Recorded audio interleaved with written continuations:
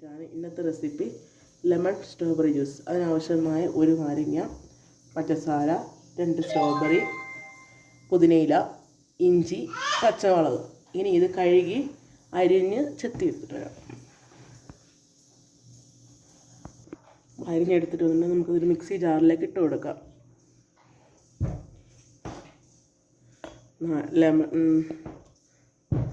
നാരങ്ങ,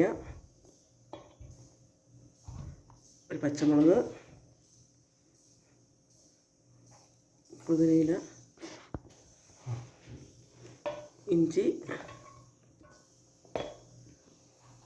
സ്ട്രോബെറി.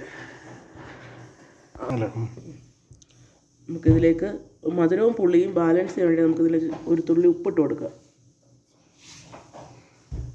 അതിലേക്ക് നമുക്ക് ആവശ്യത്തിന് പഞ്ചസാര ഇട്ട് കൊടുക്കുക. നമുക്കിതിലേക്ക് വെള്ളം ആഡ് ചെയ്ത് കൊടുക്കുക. ഇതൊന്ന് മിക്സിയിൽ ജാറിലൊന്ന് അടിച്ചെടുത്തിട്ട് വരാം. അടിച്ചെടുത്തിട്ട് വന്നിട്ട് നമുക്ക് ഗ്ലാസ്സിലേക്ക് അരിച്ചൊഴിക്കാം. ഇതിലേക്ക് നമുക്ക് തണുപ്പിനാവശ്യമായ ഐസ് ഇട്ട് കൊടുക്കാം.